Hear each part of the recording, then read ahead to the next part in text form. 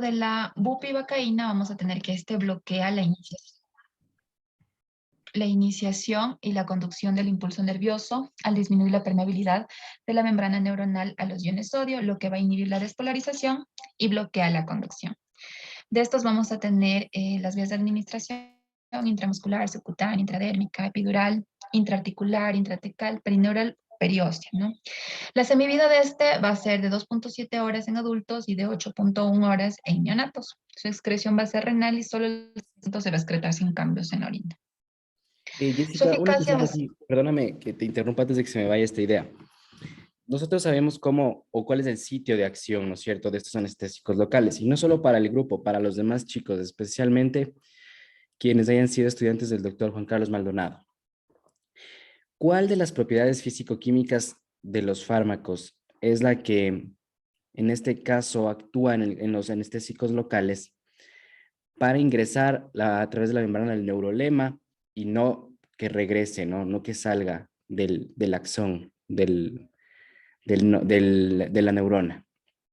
Recuerdan, hay algunas propiedades físico-químicas de los fármacos, no sé si recuerden, pero hay una en específico que juega un rol importante del por qué, para explicar por qué no, han escuchado coloquialmente, no coge el anestésico cuando una herida está infectada o hay un absceso, ¿no es cierto? Eso coloquialmente cualquier persona que no tenga formación médica sabe que cuando está infectado no coge el anestésico, que cuando está infectado no coge, cuando está una muela infectada no te coge el anestésico. Eso es verdad, pero ¿quién recuerda por cuál propiedad físico-química se produce esto?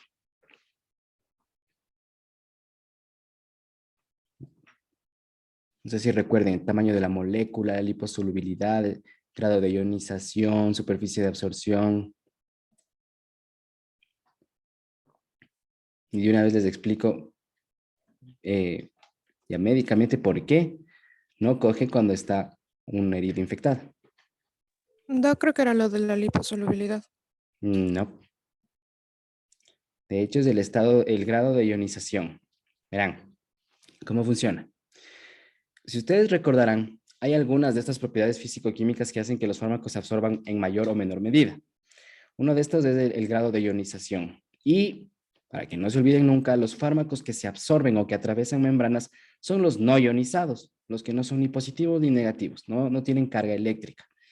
¿Por qué? Porque, por ejemplo, la mayoría de proteínas son con carga positiva y ustedes saben que al estar cargados, los que son iguales se repelen. Entonces, igual, habrán algunas otras proteínas estructurales negativas. Entonces, como definición, los fármacos no ionizados son los que se absorben. Cuando se ioniza un fármaco, principalmente es cuando el pH del sitio donde está yendo a ejercer su acción es muy ácido o muy alcalino.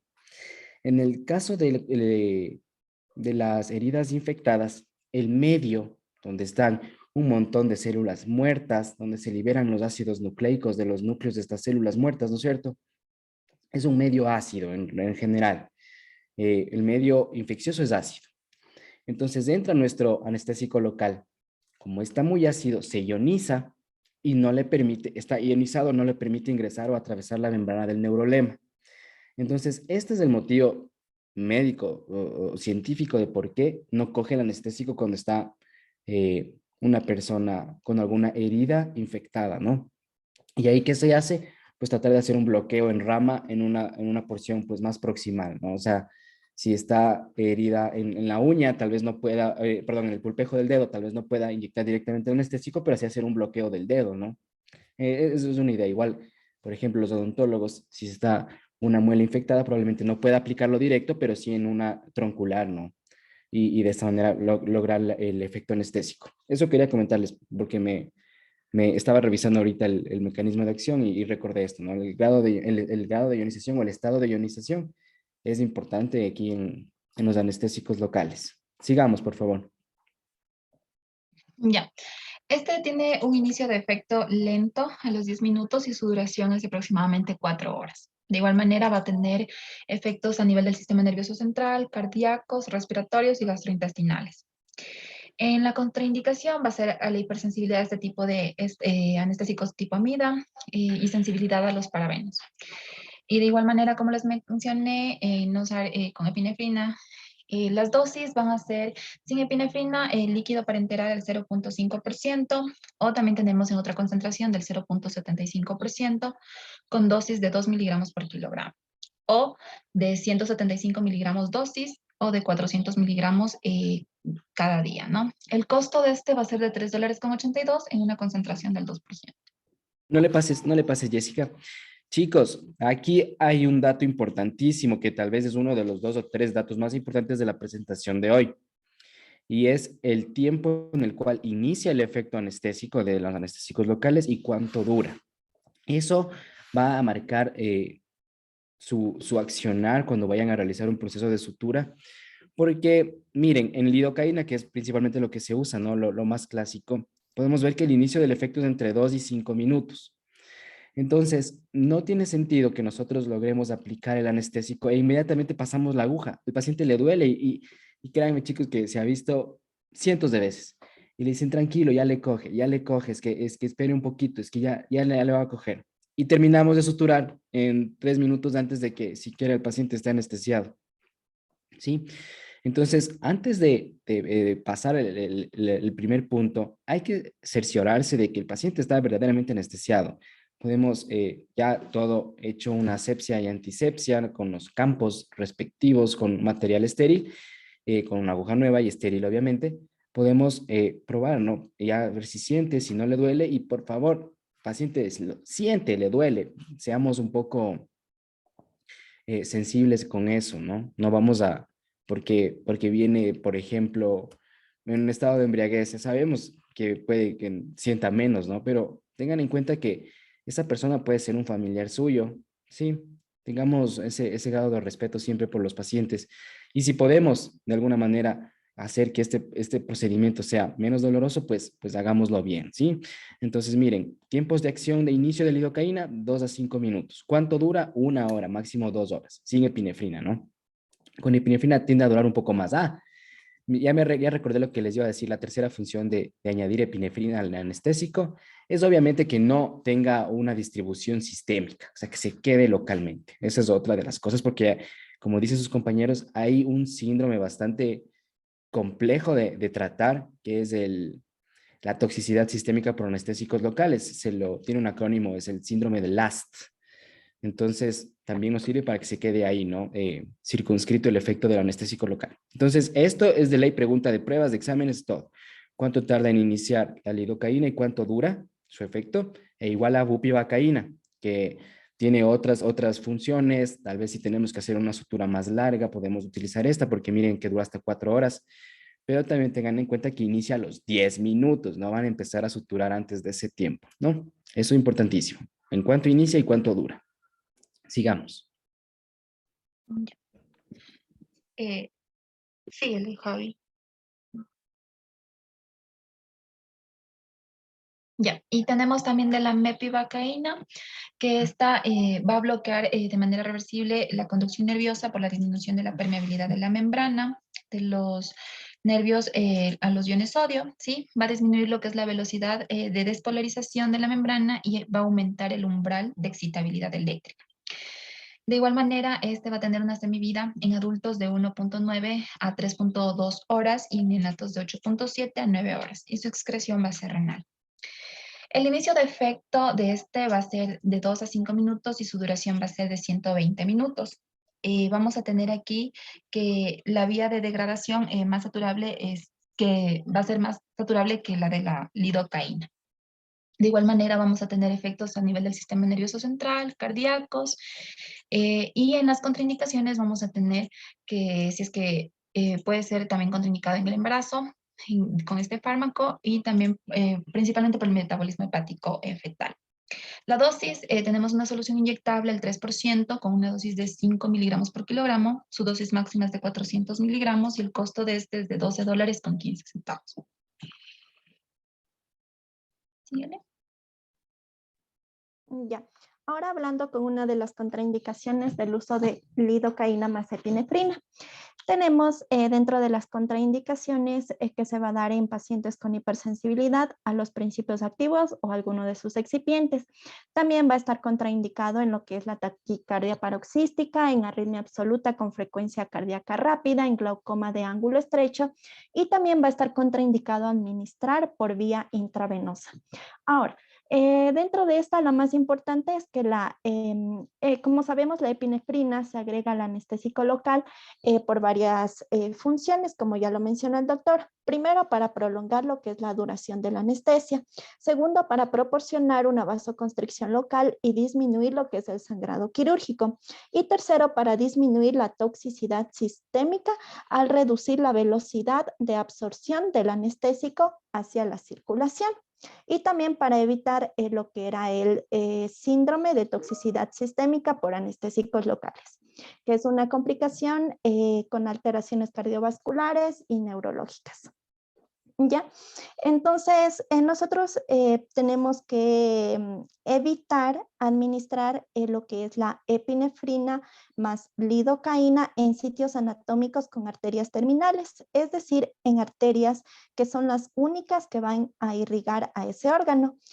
Tenemos, por ejemplo, los dedos, el pene, el pabellón auricular.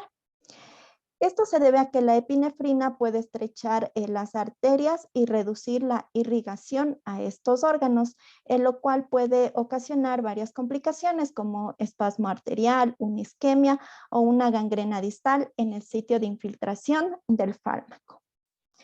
Sin embargo, se ha mencionado en varios estudios que se ha realizado que la evidencia no son suficientemente como para recomendar la administración o evitar lo que es la epinefrina en los bloqueos nerviosos distales.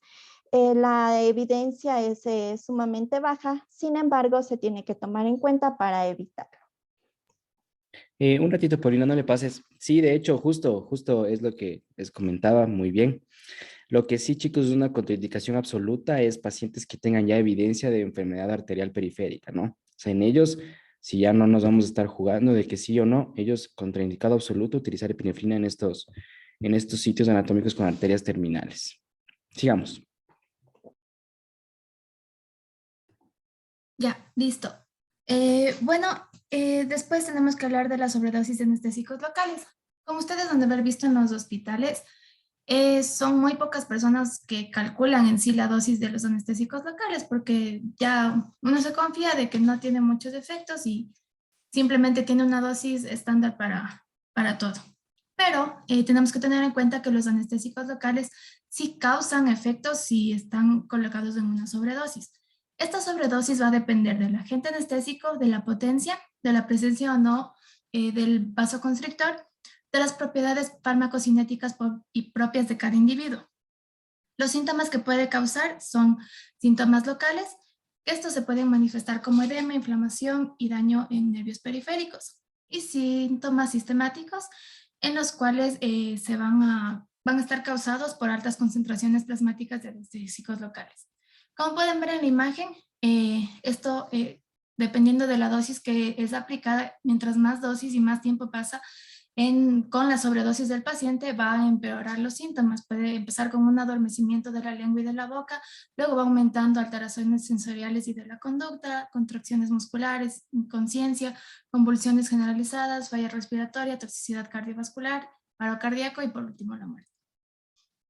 Pásale, por favor. Una cosita, Jos, verán, este síndrome LAST, ¿no? El de toxicidad sistémica por anestésicos locales, es sumamente peligroso porque el manejo es muy delicado. Como decía su compañera, chicos, claro, al principio tenemos síntomas normales, ¿no? Adormecimiento de la lengua, dicen que tiene un sabor metálico también, pero cuando esto sigue progresando, lo primero que se presenta son síntomas neurológicos, ¿sí? Pero después los cardiovasculares pueden terminar en una arritmia cardíaca totalmente intratable, esa es la palabra, intratable. No hay nada que podamos hacer si llega a tener esta arritmia cardíaca por toxicidad, por anestésicos locales. No sé si la habrán añadido, pero bueno, ya hablaremos más adelante existe un tratamiento, ¿no? Una serie de medidas que se pueden utilizar, pero en realidad es muy, muy complicado por eso tener en cuenta.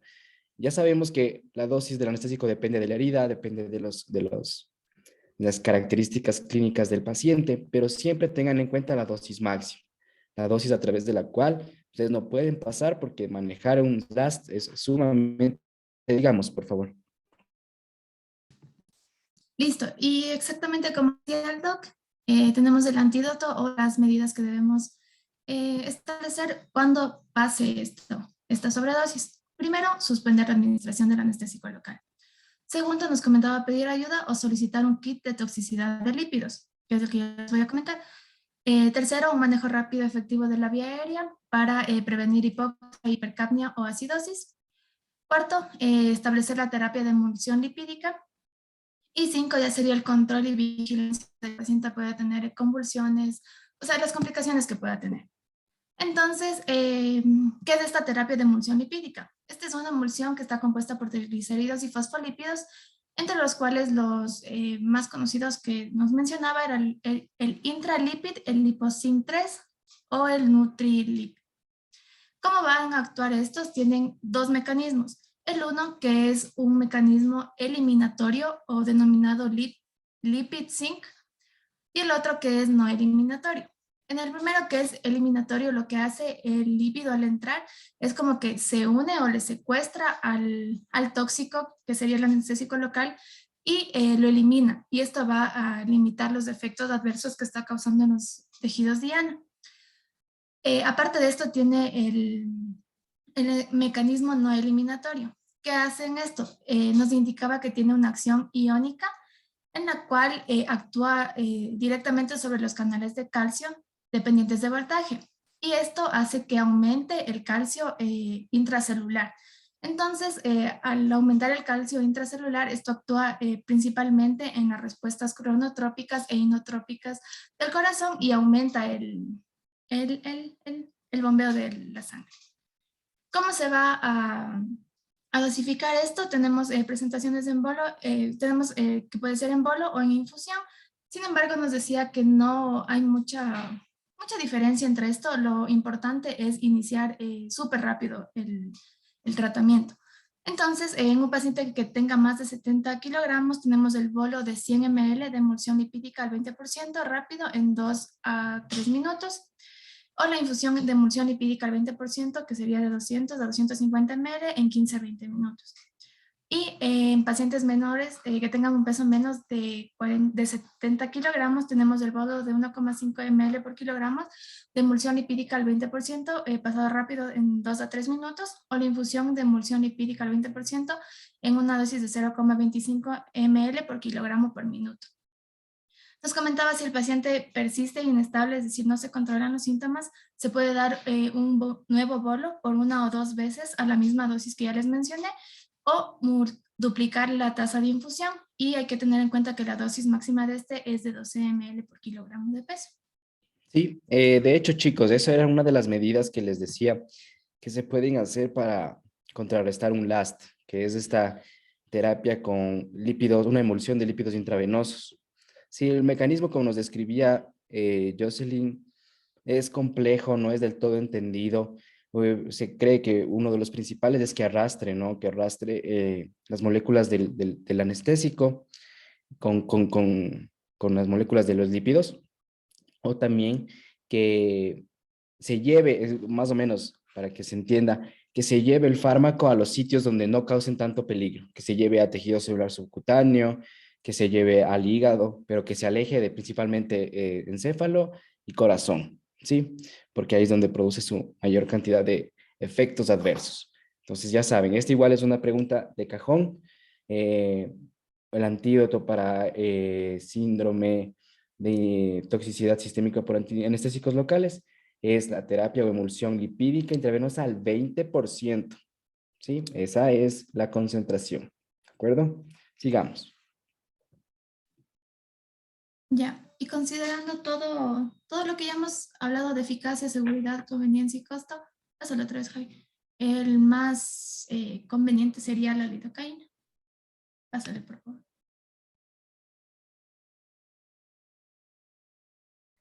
Listo, entonces continuamos. Ahora vamos a ver el siguiente grupo de fármacos a considerar en nuestro caso clínico.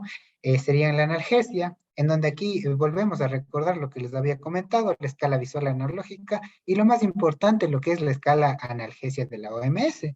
Pues bien, como vimos en clases pasadas de politraumatismo, pues aquí habíamos tenido una leve confusión en donde habíamos considerado en el tercer escalón a la oxicodona y buprenorfina como tercer escalón para tratar a los pacientes con dolor severo. Sin embargo, hemos realizado una búsqueda bibliográfica en varios lugares, en donde hemos tal vez, ¿cómo decirlo?, verificado y clasificado de una adecuada forma, en que la oxicodona es la única que se va a encontrar en el tercer escalón, debido a que esta no tiene techo terapéutico.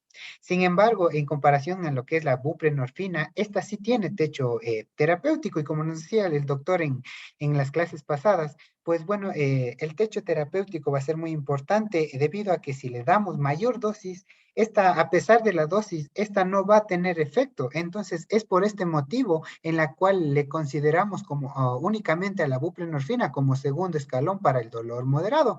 Y pues bueno, aquí tenemos unos screens de donde nos pueden avalar esto. Esto es lo que les acabo de comentar. La oxitocina, según la guía de práctica clínica del Ministerio de Salud, aquí nos muestran unas tablas en donde aquí nos dice que la oxitocina no tiene techo Oxicodona. terapéutico. Perdón, oxicodona, perdón, no tiene techo terapéutico, a diferencia de la buprenorfina, que esta sí tiene techo terapéutico, y esta tiene techo terapéutico relativo por un efecto arritmogénico a partir de los 70 miligramos hora. ¿Ya? Entonces, este es el techo terapéutico, y a partir de esto ya no haría efecto. ¿Ya? Y entonces aquí podemos avalar lo que nos dijo el doc y poder clasificarlo de esta manera.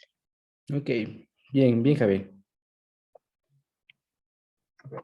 Entonces, eso, chicos, es lo mismo que habíamos hablado en la anterior clase, ¿no? Bueno, en realidad esto así es, ¿no? Es así, así es en medicina. Vamos a encontrar tal vez en alguna fuente, no quiere decir que estuvo mal lo que vieron sus compañeros, en alguna fuente tal vez nos clasifica a los analgésicos en función de su potencia, ¿no? Potencia relativa en comparación a la morfina, pero en realidad creo adecuado, y bueno, lo avalan otras fuentes bibliográficas, que la clasificación se haga en realidad dependiendo de si ese fármaco no tiene techo terapéutico. Entonces, en este caso sí, la bupre bajaría al segundo escalón.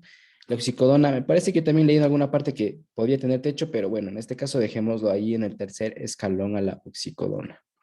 Sí, doctor, en efecto también había una controversia porque también encontrábamos algunos guías y artículos que nos mencionaba que era también sin techo las dos. Entonces, Ujú. Está había un bien, tipo de controversia, pero este era el más actualizado y la ok, consideramos. está bien. Ya, entonces ahora vamos a hablar de lo que son los analgésicos bueno, para el dolor leve. Bueno, esto ya lo hemos visto, pero bueno, les explicaré así de manera rápida nada más. Sí, por favor. Nuevamente los analgésicos que tenemos, el primero, el paracetamol, ese se encuentra en el Cuadro Nacional de Medicamentos y en las farmacias. Además tenemos a los AINES, que son el ibuprofeno, el diclofenaco, el ketorolaco, también se encuentra en el Cuadro Nacional de Medicamentos y también en las farmacias. Pues bueno, aquí no sé si volverles a explicar lo del que ya No, vimos esto. no, no, Ya, Javier, ajá, ya. no es ¿Listo? necesario. Entonces, bueno, aquí tenemos lo mismo que habíamos visto en las clases pasadas. Y bueno, la elección, y de la misma manera, tenemos aquí que la elección, con todo lo que ya vimos en clases pasadas, van a ser el ibuprofeno y el paracetamol. El ibuprofeno sólido oral de 600 miligramos cada 6 a 8 horas, y el paracetamol de manera sólido oral de 500 miligramos cada 6 a 8 horas. Ya. Listo. Entonces, ahora con el inventario de grupos farmacológicos para dolor moderado. Dentro de ellos vamos a tener los opioides débiles, como medicamentos la codeína, tramadol, tapentadol y buprenorfina. Ya, tanto la codeína como el tramadol y la buprenorfina van a estar.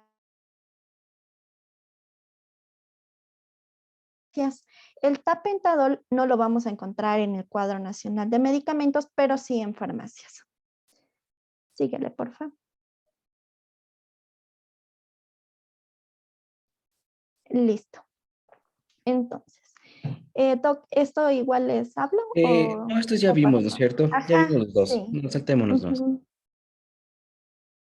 De aquí Mm, señalemos el tapentadol porque este es nuevo. Ya, entonces tenemos en el tapentadol que de acuerdo a su farmacocinética, este va a tener una absorción por vía oral, una semivida de 4 horas y su excreción va a ser renal. Su mecanismo de acción, este va a ser un analgésico narcótico de acción central, agonista de los receptores opioides gamma, Mu.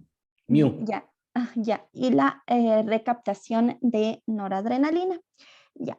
Con respecto a su eficacia, este va a ser eficaz para el manejo del dolor moderado a severo en los adultos y la seguridad vamos a presentar ciertos efectos adversos como mareos, somnolencia, cefalea, temblores, contracción muscular involuntaria, disminución del apetito, depresión y prurito.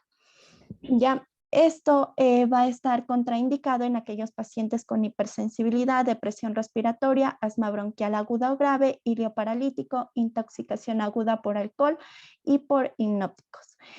Con respecto a su costo, tenemos que el sólido oral de 50 miligramos está a 1.8 centavos la unidad o la ampolla. Entonces, ya se podrán dar cuenta, chicos, por qué este medicamento de plano no está en el cuadro nacional de medicamentos básicos, ¿no? $1 el comprimido. Pero bueno, tenemos que conocer porque también manejo del dolor va a ser igual, yo creo que un 30% de todas sus consultas médicas. Entonces, sí es importante conocer que hay más alternativas, algunas tal vez en el tema de costo tengamos que elegir, tal vez no sea el mejor, puede que no sea el mejor, puede que manejemos bien con tramadol, pero también tenemos que nosotros aprender a identificar si es que algún fármaco, aunque esté fuera del cuadro nacional, me sirve para alguna u otra indicación, pues tengo que irme y sentarme a leer en cómo funciona, en qué paciente me serviría, ¿sí? Realmente, como ustedes saben, aquellos fármacos que están en el listado de medicamentos esenciales de la OMS y por ende en nuestro cuadro nacional de medicamentos, abarcan el 80% de nuestras consultas. Entonces, tal vez no tengamos que salirnos de ese listado, pero no está por demás conocer otras alternativas, ¿sí?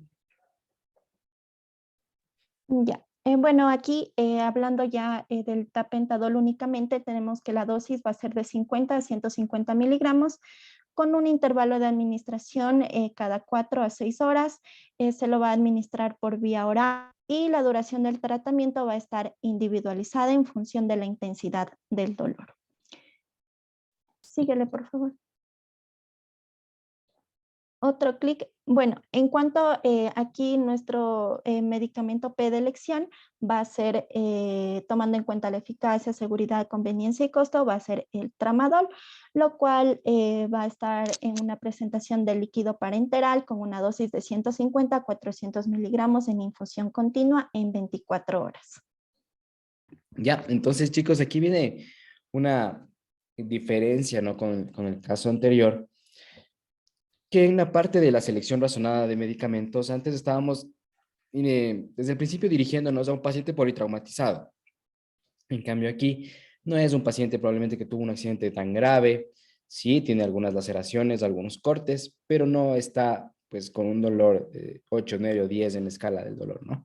Entonces ahora vamos a irnos con un escalón menos, con el segundo escalón y de ellos el representante por excelencia, el tramadol. Vamos.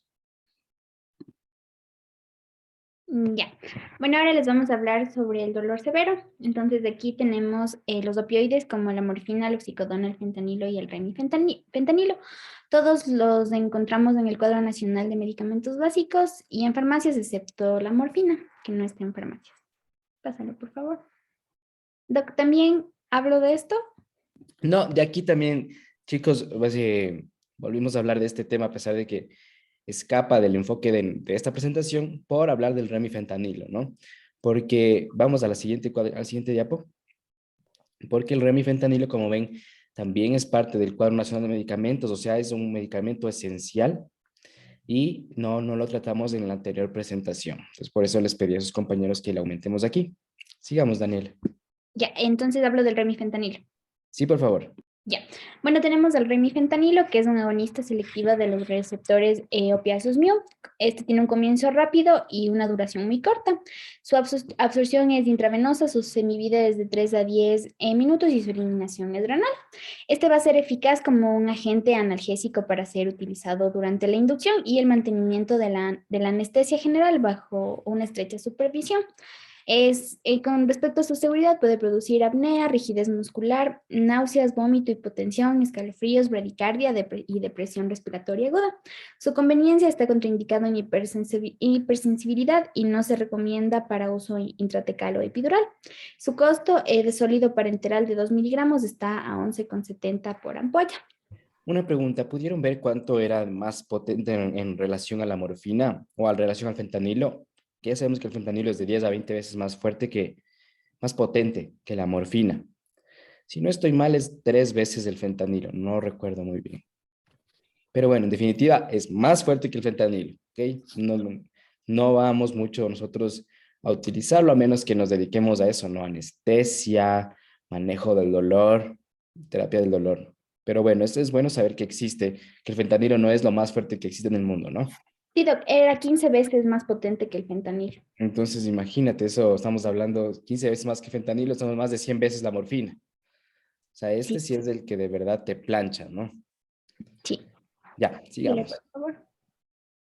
Ya. Bueno, aquí tenemos nuestros medicamentos. Igual la dosis del remifentanilo, que es de 0,25 microgramos por kilogramo de peso por minuto.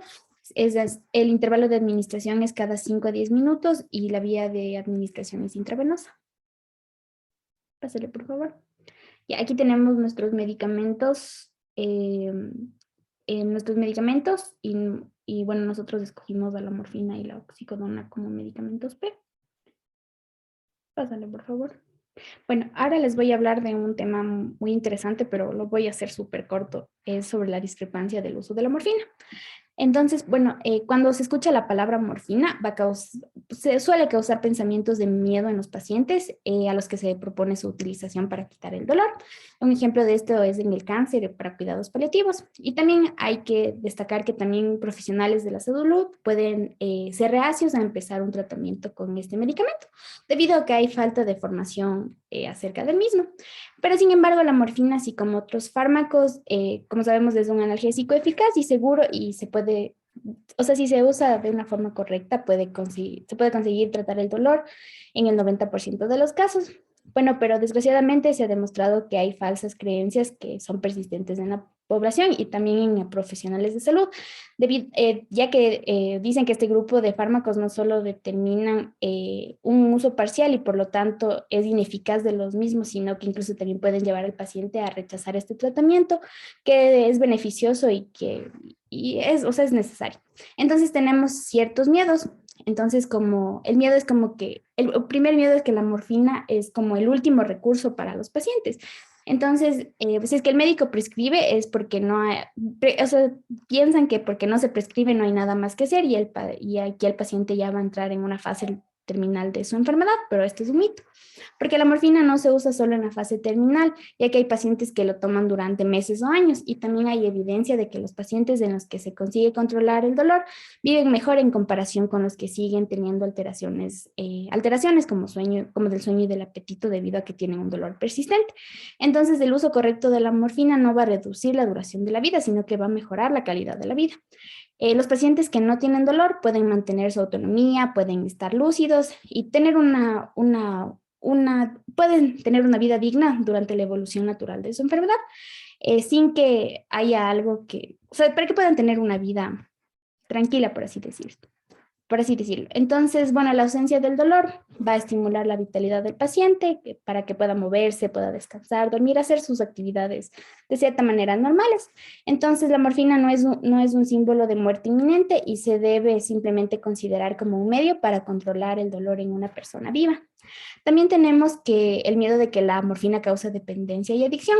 Entonces, la dependencia hacia un fármaco analgésico se desarrolla cuando una persona lo toma por razones psicológicas, es decir, en ausencia de dolor físico y sin control médico. Pero la dependencia psicológica a la morfina, o sea, la necesidad compulsiva de buscar y tomar sin control, es un fenómeno que es extremadamente raro. Entonces, en los pacientes con cáncer que toman las dosis recomendadas por su médico, no vamos a tener este problema. Bueno, también tenemos que el miedo de que reduce la función respiratoria. Y bueno, aunque la depresión de la función respiratoria es uno de los efectos que son teóricos de los opioides, no suele ocurrir en los pacientes que son tratados con dolor de cáncer cuando se elige la dosis inicial de morfina. Esto debe ser hecha de una forma apropiada con incrementos graduales de la misma y también según esquemas consolidados en la práctica clínica. Este aumento progresivo va a permitir que haya un equilibrio entre el control del dolor y la ausencia de efectos adversos. También tenemos otro tipo de miedo como la somnolencia. Y bueno, la morfina puede dar una leve somnolencia que, bueno, usualmente se va a resolver tras los primeros días o semanas de tratamiento, siempre y cuando el fármaco se administre de forma correcta. Ya, entonces para esto es importante que tener en cuenta todo esto porque no podemos dejarle al paciente que esté con dolor. Debemos ser considerados y saber que el paciente necesita dolor y debemos darlo siempre y cuando estas dosis sean administradas de una manera correcta. Ya, pásale por favor. Ya, ahora tenemos el inventario farmacológico de antibióticos. Tenemos la cefalexina, la dicloxacilina y el trimetoprim sulfametoxazolo. Estos están presentes en el cuadro nacional de medicamentos básicos y en farmacia.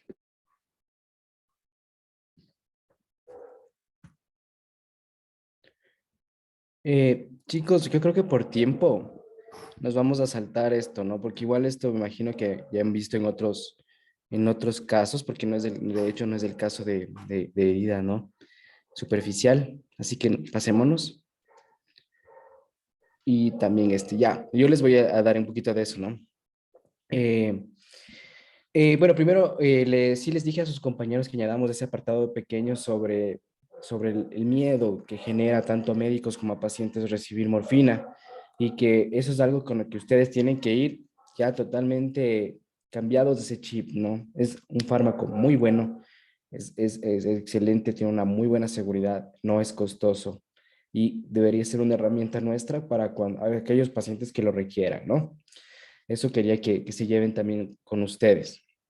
Sobre por qué estamos aquí hablando de antibióticos, es porque el caso se va a dirigir un poco hacia el manejo de una herida, tanto para el proceso de sutura y manejo integral, ¿no? Van a ver qué cosa vamos a hablar de la prevención de tétanos. En general, ustedes chicos en su práctica en el internado, lo que más van a ver, y es lo clásico, que se utilice una penicilina resistente a penicilinasa como es la dicloxacilina. Eso es lo más clásico, chicos.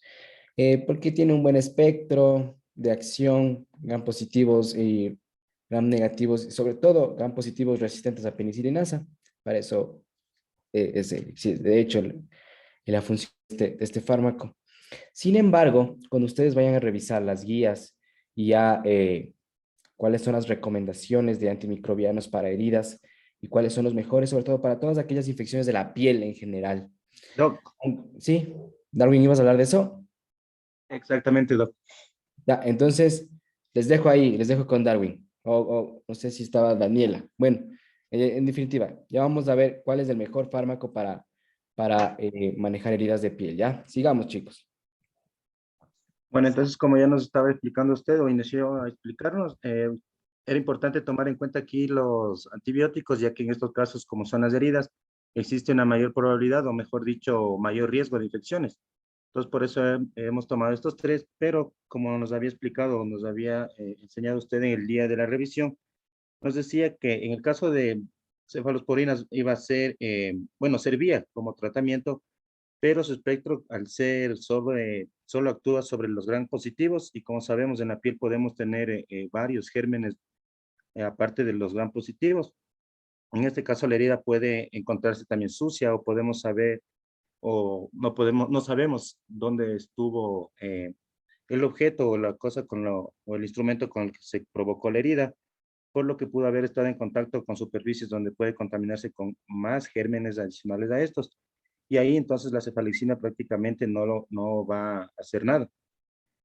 También, como nos estaba explicando usted, que lo más común, o conocemos que lo más común es administrar en estos casos de las heridas de piel, siempre va a ser el uso de la dicloxacilina, pero como nos había dicho ya usted mismo, que esto más lo hacían como por experiencia, más que por la misma ciencia. Entonces, pero lo que se había hecho, o que lo que en realidad se utiliza como fármaco de elección para heridas de la piel, es el trimetoprim sulfametoxazol, aunque en nuestro medio se va a tener una alta resistencia a este, pero este se da prácticamente más por el uso frecuente o desmedido para tratar diarreas. Eso prácticamente en este caso, doc, de estos antibióticos. Así es, así chicos, exactamente como dice Darwin, ese es el hecho, ¿no? Nosotros aquí, y me pasó ayer con un familiar, no estaba con mareo, vómitos y ya le habían puesto el Bactrim. O sea, por todo es el famoso Bactrim, que es trimetoprim sulfametoxazol. Entonces, sí existe una alta resistencia, pero ustedes ven en todas las guías de manejo antimicrobiano, en la indicación para heridas de piel es trimetoprim sulfa, aunque no lo crean, aunque yo, por ejemplo, hasta que llegué al internado y a mi última rotación de internado, no se me pasó ni por aquí que trimetoprim sulfa se utilice para heridas de la piel, pero de hecho es así. Sí, estoy de acuerdo. Sigamos.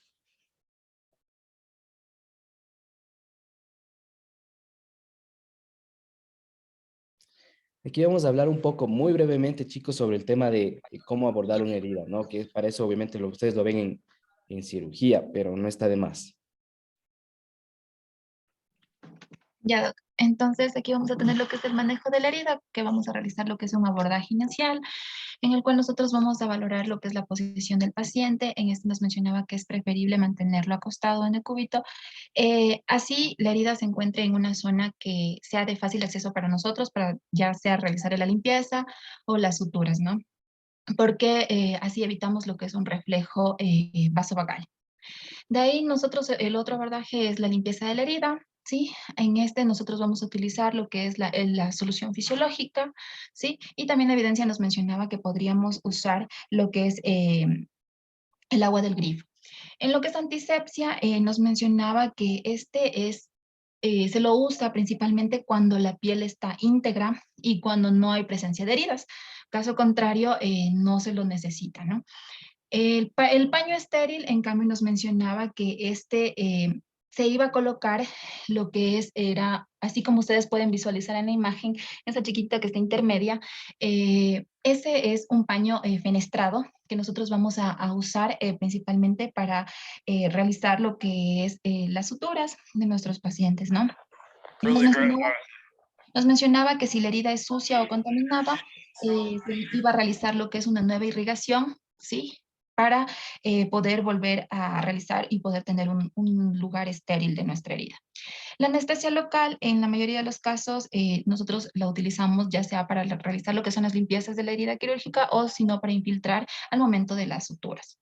Y al cierre de la herida, que ya les voy a hablar más adelante, vamos a tener 3 tipos. ¿Y cuáles van a ser nuestros objetivos de la limpieza? Es primero retirar lo que son los cuerpos extraños, prevenir las infecciones, evitar lo que es la afectación de otros tejidos circundantes y gestionar lo que es el exudado inflamatorio y facilitar el drenaje en el caso que se presente. ¿Sí? Ya. En cuanto a la anestesia, nosotros vamos a primero constatar lo que son los antecedentes, ¿sí? Preguntando si es que es alérgico, alguna vez ha tenido alguna reacción adversa al anestésico local, explicarle al paciente el procedimiento que se le va a realizar, ya como les mencioné, mantenerlo al paciente en una posición cómoda, en decúbito, realizar lo que es la técnica séptica. Si nosotros vamos a realizar una infiltración directa, esta es principalmente en heridas limpias y superficiales. Y si realizamos una infiltración fuera de la lesión es cuando tenemos una herida contaminada o con abscesos. En cuanto a lo que es la herida la limpieza de la herida, vamos a informar al paciente el procedimiento que se va a realizar de igual manera. Vamos a realizar también lo que es la irrigación de la herida con solución salina isotónica, que nos mencionaba preferentemente a una temperatura de 30 a 35 grados centígrados, puesto que nos mencionaba que el frío iba a retrasar lo que era la cicatrización de la herida. Además, si tenemos una herida sucia o contaminada, vamos a repetir la irrigación para extraer el cuerpo extraño. ¿no? En la guía que nosotros investigamos nos mencionaba que dentro del tratamiento el paso muy importante va a ser lo que es la irrigación para heridas sucias o complicadas. Se puede utilizar lo que es el agua del grifo de alta calidad, ¿sí? Nos mencionaba que esta agua del grifo iba a servir para laceraciones simples y tiene un grado de recomendación tipo A. Y que es muy importante de igual manera la presión con la que se va a dar lo que es la solución, ya que esta iba a ser efectiva para reducir tanto las infecciones como la inflamación, ya sea en adultos o niños, ¿sí? De estas heridas traumáticas, y que esto se podría lograr con una jeringa de 20 cc, más un catéter de 0.8 milímetros, y este iba a tener un grado de recomendación B. ¿Sí, Elena? Ya. En cuanto a lo que es el cierre de la herida, en cambio aquí nos iba a mencionar que íbamos a tener 3 tipos, ¿sí? La sutura primaria, en esta nosotros vamos a provocar lo que es la aproximación quirúrgica, ¿sí? De los bordes de la herida, ¿sí? Y esta nos va a dejar como una cicatriz fina. Este es un proceso más fácil y rápido y por lo general es más estético y nos da menos problemas o complicaciones. La segunda es la intención secundaria, o sea, vamos aquí a tener también una cicatrización por segunda intención, en el cual nosotros vamos a cerrar, a dejar que se dé un cierre espontáneo de la herida. Se va a dar lo que es el tejido de granulación y va a haber una epitelización sobre esta cicatriz, ¿no? Y como tercero tenemos lo que es la intención terciaria, en la cual en un primer momento nosotros vamos a dejar como que la herida abierta, ¿sí? Y esta va a dar lo que es un aumento igual del tejido de granulación, y posterior a esto se va a suturar la herida, ¿sí? Ya, dependiendo de la región anatómica, nosotros vamos a tener lo que es la retirada de las suturas, y dependiendo de esto nosotros vamos a valorar, ya sea en cuero cabelludo de 7 a 9 días se puede retirar los puntos. Por ejemplo, a nivel de manos, que es el caso de nosotros, el retiro de los puntos va a ser más o menos entre 8 a 12 días. ¿Sí? Síguele. Ya. Entonces, para nosotros valorar esto, en las guías de Stanford nos daba lo que son las clasificaciones de las heridas. Después de nosotros realizar todo nuestro abordaje de la herida de nuestro paciente, nosotros tenemos que clasificar el tipo de herida. Los vamos a tener según las características clínicas y lo vamos a valorar de alto riesgo de tétanos o bajo riesgo tetanogénico, ¿no? En las características vamos a valorar lo que es la antigüedad de la herida, ¿sí? Perdón, de alto riesgo si este presenta más de 6 horas, de bajo riesgo si es que es menos de 6 horas. Vamos a valorar la forma, si es estrellada para un alto riesgo, o bajo si es que es lineal. Vamos a valorar también lo que es la profundidad para un alto riesgo, si tiene más de 1 centímetro, o si es de bajo riesgo, menos de 1 centímetro. Vamos a valorar también el mecanismo de acción, ¿sí? En esta vamos a ver si es por proyectil, aplastamiento, quemadura, congelamiento. Entonces, no necesariamente es solo por materiales metálicos, ¿no? Sino que también pueden ser altamente tetanogénicos debido a otras causas. De bajo riesgo, si su mecanismo de acción es por una superficie filosa, vidrios o cuchillos. El tejido desvitalizado sí va a estar presente en un alto riesgo tetanogénico, y en el bajo riesgo no. Y la contaminación también va a ser muy importante si es que está presente en alto riesgo de tétanos, ¿no?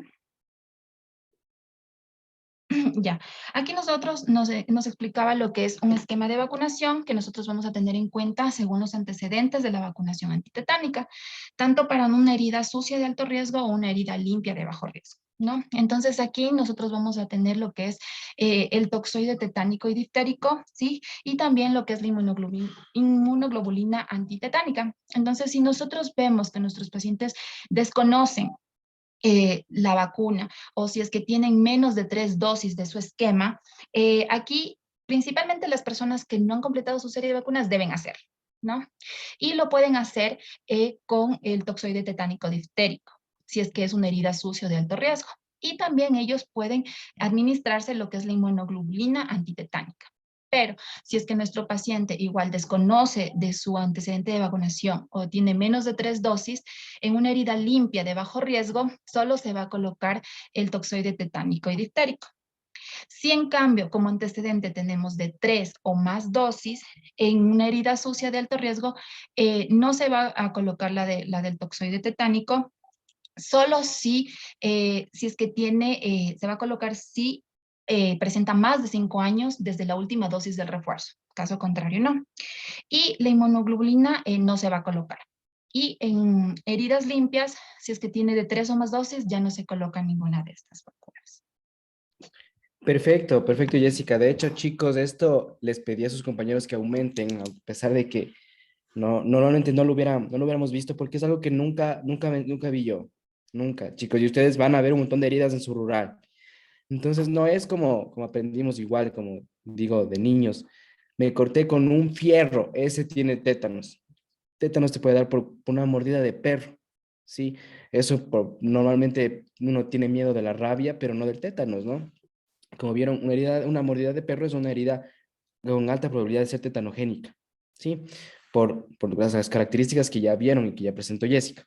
Entonces aquí, chicos, esto es un plus que ustedes van a tener porque van a saber qué pacientes requieren colocarse una nueva dosis del toxoide de tetánico, ¿no? Del ADT. Entonces, miren, aquí hay algunas cosas que tienen que ustedes saber. Primero, clasificar la herida, ya saben cómo se hace. Segundo, saber el antecedente vacunal de las personas. Aquellos que no sean personal de salud o no van a saber, de plano les digo, no tienen ni idea de qué vacunas se han puesto. Entonces, prácticamente todos entrarían en este grupo de desconocidos o menos de 3 dosis. Porque también las dosis, chicos, se tienen que aplicar normalmente cada 10 años. Entonces, ustedes deberán colocarse nuevamente. Si es que ya se pusieron para empezar a la carrera y ahorita que entren al internado de ley les van a pedir todas sus vacunas. Y aquí nosotros tenemos que aprender a ver en qué pacientes tenemos que aplicar, aparte de la nueva dosis de vacuna, la inmunoglobulina antitetánica, ¿no? Entonces, este cuadrito, esta diapo también espero que ustedes se aprendan súper bien, porque eso va a dar un valor agregado a sus atenciones, chicos. No van a hacerlo por empirismo, no van a decir póngale porque se cortó con un metal. Ustedes saben exactamente, han visto qué tipo de herida es, saben, preguntaron o indagaron sobre su antecedente vacunal y en base a eso clasificaron y saben a quién se le debe aplicar la dosis, ¿no? Y eso colocarán en sus historias clínicas, porque eso quiere decir que ustedes saben cómo manejar este tipo de situaciones, ¿no? Sigamos, muy bien al grupo. Y también nosotros teníamos aquí que las indicaciones de esta vacuna va a ser tanto para una vacunación sistémica, como es la que ya conocemos a nivel del cuadro del esquema de vacunas de aquí del país, y también como una profilaxis antitetánica. Entonces, como solo para recordar, nosotros sabemos que se puede administrar en menores de 1 año, ¿sí? La primera dosis a los 2 meses, la segunda dosis a los 4 meses y la tercera dosis a los 6 meses, con un máximo de 11 meses, 29 días. La otra dosis va a ser de entre la edad de 12 a 23 meses, ¿sí? Aquí va a ser el primer refuerzo. En las edades de 5 a 15 años vamos a tener la quinta dosis o podríamos decirla la segunda dosis de refuerzo y también eso a los 5 años. Y a los 15 años de edad, la sexta dosis que vendría a ser lo que es a los 15 años y también tenemos que verificar el carnet, verificar los antecedentes, saber si es que tenemos puestas las anteriores dosis, ¿sí? De los primeros refuerzos y este es un máximo de 15 años, 11 meses y 29 días. Y en los adultos nos mencionaba que puede ser tanto en mujeres en edad fértil, en embarazadas y en hombres, el toxoide tetánico, ¿sí? Y este hay que completar el esquema según la historia vacunal, ¿sí? Y dar lo que es la primera dosis al primer contacto, la segunda dosis al mes de la primera dosis, la tercera dosis a los 6 meses de la segunda dosis, la cuarta dosis al año de la tercera dosis y la quinta dosis al año de la cuarta dosis, ¿no? Siguiente. Ya. A nivel de lo que es la Asociación Española de Pediatría, en cambio nos mencionaba que iba a haber lo que es una primovacunación en adultos. En adultos no vacunados nos mencionaba que se iba a recomendar como pauta de vacunación con 3 dosis, ¿sí? Al contacto cero entre 1 a 2 meses y de 6 a 12 meses.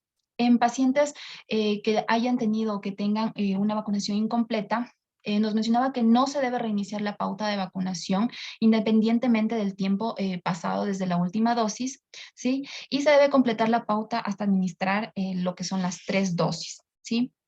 Además, también nos mencionaba que en los de la CDC han autorizado desde el 2020 el uso del toxoide tetánico y también del otro que es el TDPA, que este va a ser en niños ya mayores de 7 años que no han sido vacunados o que precisen una dosis de refuerzo. Síguele. Por si acaso, chicos, TDPA es el mismo DT, ¿no? De tétanos y difteria y pertusis, o sea, tosferina acelular. Es un tipo de vacuna, ¿no? Que ahora se le recomienda que al menos en los adultos que se van a poner las 3 dosis, al menos alguna tenga una dosis de pertusis acelular. Pero bueno, no le paremos a eso, pero eso es lo que significa. Sí, muy bien, Jessica. Ya. Ya, y como dosis de refuerzo nos mencionaba que se recomienda, tras haber completado la vacunación primaria, una dosis de vacuna de toxoide tetánico cada 10 años o preferiblemente la que mencionó el doctor, la TDPA, hasta completar las 5 dosis, ¿no? Para considerar que un adulto está bien vacunado. De igual manera, tenemos datos que nos mencionaba que para catalogar a una persona que esté correctamente vacunada en la infancia, se puede aplicar una dosis de refuerzo más o menos entre las edades de 60 a 64 años. Y de igual manera, si es que los niños han tenido una vacunación incompleta, se debe administrar la dosis de refuerzo hasta alcanzar un total de 5 dosis, incluyendo las primeras 3 dosis que son las primordiales, ¿no? Y en la edad adulta, nos mencionaba también que las personas que hayan recibido 3 dosis en la edad adulta deben recibir por lo menos 2 dosis de refuerzo hasta completar sus 5 dosis. Y el primer refuerzo lo puede recibir 10 años después de la tercera dosis y el segundo refuerzo igual después de 10 años de la cuarta dosis. Ya, ahora sí vamos a entrar en lo que es nuestro caso clínico. Bueno, tenemos un paciente masculino de 28 años de edad, mestizo, casado, nace y reside en Quito. Su instrucción es secundaria completa. Como ocupación es albañil, su religión es católica, la lateralidad es diestra y el grupo sanguíneo es ORH positivo. En los antecedentes tenemos que tener en cuenta que quirúrgicos y familiares no refiere, y en el antecedente patológico personal, como nos comentaba el doc, es muy raro que una persona que no sea del sistema de salud conozca si tiene el esquema de la vacuna antitetánica. En los hábitos igual todo en los rangos normales. El motivo de la consulta va a ser una herida penetrante. Y en la enfermedad actual tenemos un paciente masculino de 28 años que refiere ser víctima de asalto, presenta herida penetrante con arma cortopunzante en el dorso de la mano izquierda, acompañado de dolor abdominal, principalmente en flanco e hipocondrio izquierdo, y presenta este dolor en una escala EVA de dolor de 7/10, por lo cual acude a esta casa de salud. Ya, al examen físico encontramos una frecuencia cardíaca de 68 latidos por minuto, una tensión arterial de 112/67, frecuencia respiratoria de 20 respiraciones por minuto, temperatura de 36, saturación de 96%, tiene un peso de 72 kilogramos y una talla de 173 centímetros. Ya, al examen físico encontramos un paciente consciente orientado en Pero personas... solo lo positivo, por favor. Vele dónde está la herida ya. Ya, y aquí es importante que tiene fascias álgicas. Y aquí lo importante que vamos a tener es en la parte del abdomen, que tiene hematomas en flanco hipocondrio izquierdo, por lo que había sido golpeado, y en las extremidades, en lo que es el miembro superior izquierdo, presenta la herida de 4 centímetros de longitud en el dorso de la mano, con sangrado activo y sin afectación de la movilidad. Esto, chicos, es sumamente importante por la localización de la herida. Ustedes seguro vieron el traumato, el tema de una laceración o un corte en uno de los tendones, estamos hablando del dorso de la mano, ¿no? Eso cambiaría totalmente el manejo de este paciente. Ustedes al hacer el examen se pueden cerciorar de que el paciente pueda sobre todo extender todos los dedos en el dorso, ¿no? Extensión. Y si puede, ustedes proceden a suturar. Si ven que uno tiene problemas en suturar, ese paciente se limpia, se vende y se envía al traumatólogo urgente porque corren el riesgo de que los extremos distales de ese tendón que ha sido seccionado se retraigan y ese paciente puede quedarse sin movilidad. Entonces, lo primerito, cuando vayan a suturar, es cerciorarse de que tenga toda la movilidad, ¿de acuerdo? Igual de que, digamos, en una persona que tenga una herida que pueda haber sido producida por una fractura que pudo empezar a ser expuesta, pero al final no terminó siendo expuesta. Tienen que cerciorarse con una radiografía, no se lancen a suturar porque no se suturan heridas que hayan sido producidas por hueso, ¿no? Tengan cuidado porque al estar el hueso, al salir del medio interno, al quedarse expuesto por fuera, corre muchísimo riesgo al quedarse adentro y el riesgo de osteomielitis, ¿no? Tengan cuidado, no se sutura hasta ver que estén bien los tendones ni que no haya ningún tipo de fractura. No en este caso, que fue un cuchillo, pero en un accidente de tránsito. Porque sí hemos visto suturados cuando ya terminaron estando fracturados y era un pedazo de hueso el que estaba causando la herida desde dentro. Tengan cuidado.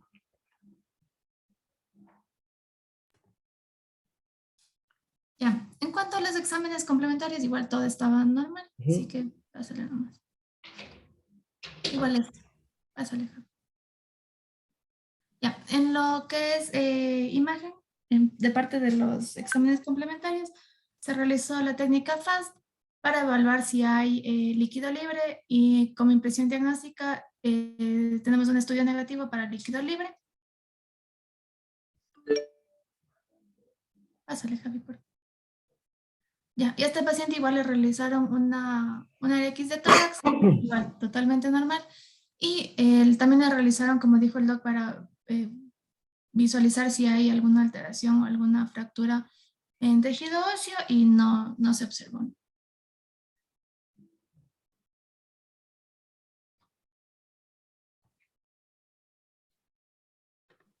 Listo. Entonces, como definición del problema, vamos a hacer una lista de los problemas del paciente.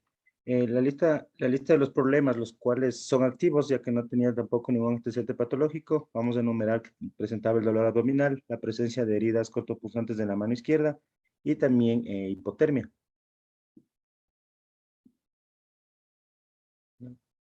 Entonces, en el diagnóstico teníamos que se trata de una herida abierta en la mano izquierda y ya como el diagnóstico definitivo es una herida abierta cortopunzante.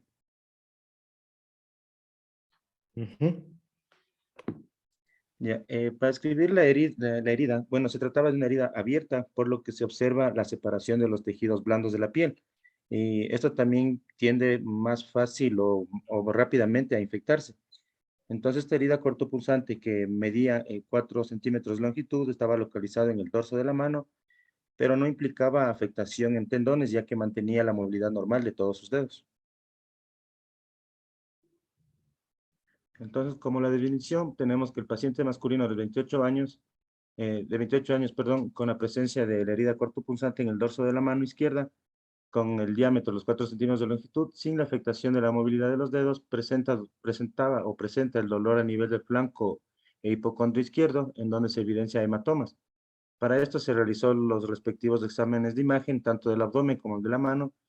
En cuanto a los exámenes de imagen del abdomen, no se evidenció daño interno ni presencia tampoco de líquido libre en los espacios abdominales. Y asimismo, en la placa de la mano no se muestra daños anatómicos que sean considerables.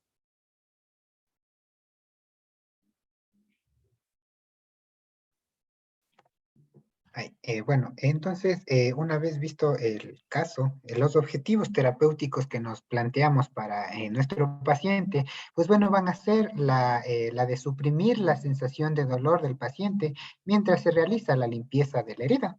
Además, vamos a prevenir las complicaciones del dolor, además de la administración de una dosis adecuada del anestésico para brindar el efecto proporcional al tiempo en la que se va a durar el procedimiento mientras realizamos el proceso quirúrgico.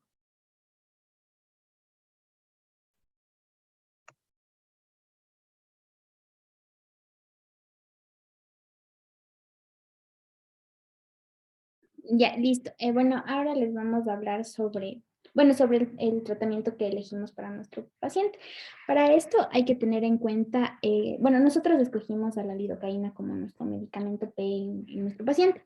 Pero ¿por qué la lidocaína y no la bupivacaína? Hay que tener en cuenta que el tamaño de la lesión de nuestro paciente de la herida. Entonces, la lidocaína tiene una acción rápida de 2 a 5 minutos en la cual nosotros vamos a poder hacer nuestra sutura y tiene una vida media de 40 a 60 minutos, llegando a 120 minutos. Este es el tiempo necesario en el que vamos a poder realizar nuestra sutura.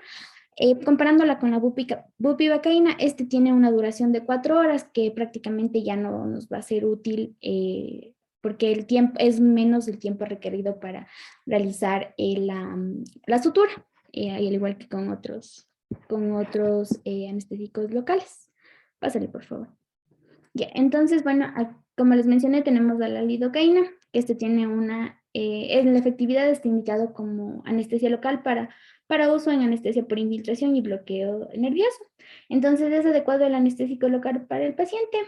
Sí, bueno, las contraindicaciones de este va a ser hipersensibilidad o anestésicos tipo amidas, y este va a tener interacciones como efectos cardíacos tóxicos, aditivos con antiarrítmicos, efectos depresores del sistema nervioso central con depresores del sistema nervioso central como antiepilépticos, barbitúricos, benzodiazepinas y también el ajuste de dosis y también va a potenciar los efectos de los bloqueantes neuromusculares.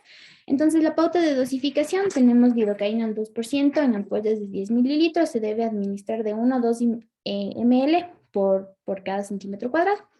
Pásale, por favor. Entonces, para el cálculo de dosis de la lidocaína, bueno, tenemos que la dosis va a ser de 4,5 miligramos por kilogramo de peso, con una dosis máxima de 300 miligramos. El peso del paciente era 72 kilogramos, entonces aquí hacemos el cálculo de dosis por el peso del paciente. Multiplicamos 4,5 por los 72 kilogramos del paciente, que nos da 324 miligramos. Y tenemos la presentación del fármaco, que viene en ampollas de 10 mililitros al 2%. Entonces, el cálculo de peso nos salió 324, como les mencioné antes, pero la dosis máxima que se puede dar es de 300 miligramos. Entonces, como este va a ser el tope, entonces para el cálculo de dosis vamos a utilizar los 300 miligramos. Entonces, como viene al 2%, quiere decir que viene 2.000 miligramos por cada 100 mililitros. Entonces, vamos a utilizar este valor. Entonces, si tenemos 200 miligramos en 100 mililitros de lidocaína, ¿cuántos mililitros tendremos en 300 miligramos? Que fue el cálculo que obtuvimos por el peso corporal del paciente. Entonces, nos sale, nos sale de 15 mililitros. Entonces, por ende, vamos a necesitar 2 ampollas de 10 mililitros para poder realizar el procedimiento. Chicos, aquí una cosita y no sé con quién puede conversar, me parece que con Jocelyn. Este cálculo que está haciendo acertadamente Daniela está bien hecho, ¿sí? Recuerden que ¿qué quiere decir lidocaína al 2%? Como decía, puede ser 2.000 en 100 ml o 20 miligramos por ml, ¿sí? Es lo mismo. Eso quiere decir al 2%. Tengan en cuenta, chicos, que este cálculo ustedes lo harán para ver cuál es la dosis máxima, ¿ya? No se pueden pasar de eso. No se pueden pasar de 2 ampollas, sino el paciente le da el síndrome LAST, que hablábamos, ¿no es cierto? Pero si podemos, a nuestro paciente hablábamos de una herida de 4 centímetros, donde acertadamente igual mencionó antes que vamos a poder dar 1 o 2 ml máximo por centímetro cuadrado de herida, estamos hablando de unos entre 4 y 8 ml, no vamos a acabarnos ni siquiera un frasquito, y ya tendrá toda la anestesia nuestro paciente. Pero lo que no pueden, ustedes tienen que hacer cálculo para no pasarse es de esto, ¿no? En este caso, por ser un adulto y por el peso, se pasó del límite máximo de 300 miligramos, pero en definitiva, nosotros no nos vamos a pasar en nadie de los 300 miligramos. Y este valor máximo puede disminuir en función de la edad, obviamente adultos mayores, niños, pacientes cardiópatas, pacientes que tomen antiarrítmicos, todo lo que ya nos mencionaron. Tengan en cuenta, la dosis que calculamos es la dosis máxima. No quiere decir que por esta herida de 4 centímetros le voy a clavar 300 miligramos de lidocaína. Es ilógico. ¿Sí? Esto es lo que están diciendo sus compañeros, la dosis máxima. Tengan en cuenta eso. Ya, listo. Bueno, ahora tenemos al tramadol. Bueno, la efectividad de este va para, como sabemos, de dolor moderado a severo. Y su seguridad, bueno, como efecto adverso tenemos más común que es las náuseas y el vómito. Y las contraindicaciones va a ser hipersensibilidad a tramadol, intoxicación aguda o sobredosis con depresores del sistema nervioso central, como alcohol, hipnóticos o otros analgésicos opiáceos, y también concomitantes con IMAO. Las interacciones, el riesgo de depresión respiratoria por otros derivados del de morfina, benzodiazepinas, barbitúricos, y el efecto va a ser disminuido por carbamazepinas, buprenorfina, nalbufina o pentazocina. La pauta de dosificación de este medicamento es de 100 miligramos diluido en 100 mililitros de solución salina al 9% y se debe pasar en 30 minutos. Pásale, por favor. Aquí tenemos aquí tenemos la evidencia del tramadol. Entonces, aquí tenemos que el título de que es el tramadol como alternativa a la morfina para el tratamiento del dolor postraumático en la situación prehospitalaria. Entonces, en este estudio, fue un estudio aleatorizado doble ciego. En grupos paralelos se comparó la eficacia del tramadol y la morfina administradas por vía intravenosa por el tratamiento del dolor en pacientes traumatizados en situaciones prehospitalarias. 105 pacientes fueron asignados al azar para recibir tramadol, este es del grupo T, y el otro morfina, que es del grupo M. La dosis inicial fue de 100 miligramos de tramadol para el grupo T y 5 miligramos de morfina por el peso corporal. Para el otro grupo. Y estos fueron aumentando gradualmente y se vio la intensidad del dolor que se evaluó con escalas de calificación verbal de 4 puntos y también se registró la sedación, los datos fisiológicos y los eventos adversos que se presentó. La analgesia fue similar en ambos grupos, el intervalo de confianza del 95% para la diferencia entre la disminución de la intensidad del dolor que se observó con tramadol o morfina que fue de 0,26 a 0,30 y que está dentro del rango de equivalencia definido. Entonces, como conclusión de este estudio, tenemos que el tramadol es una alternativa que es bien aceptada a la morfina en el entorno traumatológico prehospitalario. Pásale, por favor. Y como les mencioné antes, el tramadol, el efecto adverso más común es la náusea y el vómito. Entonces, tenemos a la metoclopramida como el fármaco de elección. Entonces, se hizo un estudio que este estudio es del uso profiláctico de metoclopramida en pacientes traumatizados que recibieron tramadol. Este fue un ensayo aleatorizado doble ciego controlado con placebo. Entonces, el objetivo es determinar si la administración rutinaria de metoclopramida profiláctica en pacientes que reciben tramadol intravenoso sirve para las lesiones de extremidades. Entonces, para no alargarme, como conclusión, la administración de rutina de la metoclopramida intravenosa es beneficiosa en pacientes que tienen traumas. Aquí se vio que en conclusión, en el estudio solo una persona de las 191 personas presentaron vómito usando tramadol. Entonces es muy eficaz para este efecto. Pásalo, por favor.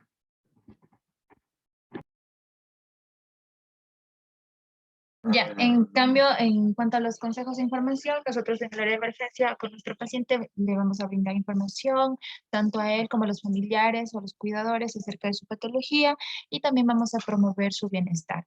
Vamos a valorar de forma individualizada las necesidades de cada herida e indicar el procedimiento a realizar.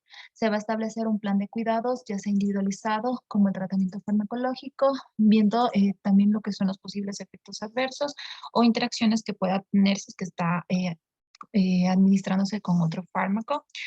Vamos a detectar la persistencia de un dolor severo o su inicio brusco como un signo de alarma. También vamos a controlar la evolución de la herida, detectar complicaciones de forma precoz, ya sea sangrado, inflamación, enrojecimiento o edema. En cuanto al tratamiento no farmacológico, va a ser los cuidados de la herida para el paciente.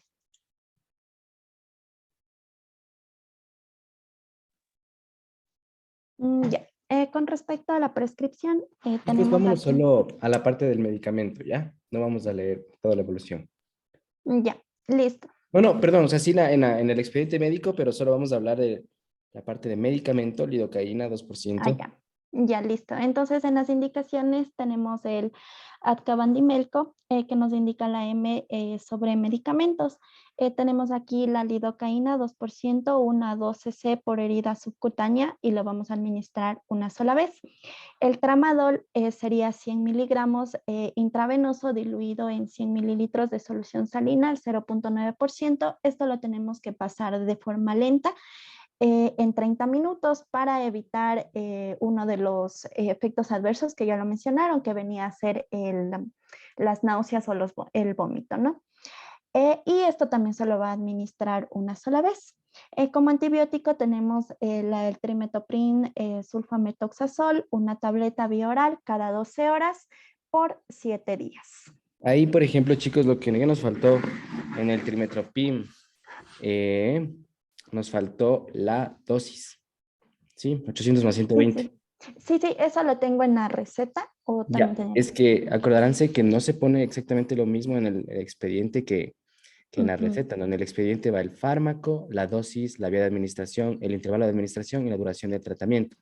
En cambio, en la receta va el fármaco, la concentración, ¿cuál me falta? La presentación farmacéutica y la cantidad de comprimidos en este caso, ¿no? Entonces, sí nos faltó esa dosis, 800 más 120 miligramos. Ajá, Y también faltó algo. ¿Qué faltó, Paulina? Sí, en las indicaciones lo que está primero los cuidados de herida quirúrgica y también mencionar sobre la vacuna antitetánica, ya que nuestro paciente desconocía su esquema de vacunación. Entonces en él, sin conocer el esquema, una herida sucia, ¿qué hubiera sido? ¿Qué hubiera recibido el paciente? Iniciar el esquema y la inmunoglobulina antitetánica. Si la tuviéramos disponible, que ese es otro cuento, pero ustedes como médicos deberían dejar eso escrito. Esto, chicos, así van a tener en su rural, ¿sí? Este mismo igualito. Entonces, ustedes van a tener que dejar escrito todo. Bla, bla, bla, por desconocimiento del esquema vacunal. Herida sucia, prescribo iniciar 3 dosis del esquema de toxoide tetánico y inmunoglobulina antitetánica. Después, abajo, no se dispone, pero ustedes se quedan salvados. Han hecho bien su trabajo, ¿sí? Con conocimiento y con evidencia. Sigamos a la receta, por favor. Ya, entonces en la receta tenemos el paciente de 28 años con un diagnóstico de herida abierta cortopunzante. Tenemos la lidocaína de 2% líquido parenteral 10 ml, número 2, que serían las 2 ampollas que nos mencionó de acuerdo al peso de nuestro paciente. El tramadol sería 50 miligramos por mililitro, líquido parenteral, 100 miligramos, 2 ampollas. Y trimetoprim, sulfametoxazol, aquí estaría la concentración, que es 160 miligramos en 800 miligramos sólido oral. Y como es por 7 días el tratamiento, pues le vamos a prescribir 14 tabletas. Ya. Dentro de las indicaciones tenemos lidocaína 1 o 12 cc, es subcutáneo en cada herida, una sola vez, tramadol de igual forma, como ya lo mencioné, 100 miligramos intravenoso diluido en 100 mililitros de solución salina al 0.9% y pasar en 30 minutos una sola vez. Trimetoprim sulfametoxazol, una tableta bioral cada 12 horas por 7 días. Aquí también se le tiene que indicar al paciente sobre la limpieza de la herida, que tiene que ser con abundante suero fisiológico y gasas, y tener estricto cuidado con la misma. También si presenta algún efecto adverso, tiene que venir, asistir de forma inmediata. Si presenta enrojecimiento, fiebre, escalofrío, dolor, secreción o mal olor procedente de la herida, ¿ya? Aquí en la próxima cita, pues, como ya nos mencionó nuestra compañera, sería de 7 a 12 días para nosotros poder retirar los puntos que se lo mencionaba en la mano. De acuerdo. Síguele, por favor. Ya, con respecto a la información, las instrucciones y advertencias. Aquí, Doc, le repito nuevamente porque... No, hacemos los demás. Bueno, aquí, regrésale, por favor. Aquí lo que, bueno, en cuanto al tramadol, otra de las opciones para las náuseas y el vómito, también, aparte de la metoclopramida, también se puede usar el ondansetron, que también es muy bueno. ¿Ya? Y bueno, de este no vimos sobre los efectos indeseables que pueden ser cefalea, náuseas, diarrea, reacciones alérgicas, urticaria. Dentro de las instrucciones es un tratamiento contra microorganismos sensibles a este con una concentración o dosis de 160 miligramos en 800 miligramos, una tableta cada 12 horas y tenemos que tener en cuenta en aquellos pacientes con hipersensibilidad, una disfunción hepática, renal y también en pacientes con alteraciones hematológicas. Obvio, ¿no? Porque al ser de las sulfonamidas, trimetioprim sulfametoxazol inhibe la síntesis de ácido fólico. Entonces, ten cuidado. Sí, chicos, me parece que han hecho una excelente presentación. En realidad, estuvo súper buena ese repaso que tuvimos ese día para añadir esas cositas y darle al caso un extra, ¿no? Que es este tema del manejo de las heridas, antibióticos en heridas, ya saben cuál es. El tema del manejo de la antitetánica, que es algo súper importante y que nunca nos enseñaron. No sé si ustedes han enseñado, pero ahora ya sabemos. Pues felicitaciones al grupo. Y algunas preguntitas, y vamos a tener una lección corta de esto el día de la siguiente clase. Ya nos organizamos con sus compañeras porque me decían que teníamos que terminar un poco más rápido que a final de mes. Entonces creo que nuestra siguiente clase era jueves, si no estoy mal. Bueno, ya nos organizamos y ya nos veríamos, chicos. Eso es todo. Les agradezco y que tengan una buena noche y una buena semana. Ánimo, que ya están por terminar, chicos. Gracias. Gracias, Doc. Buenas noches. Gracias, Doc. Gracias, Doc. Hasta luego. Adiós, buenas noches. Hasta luego.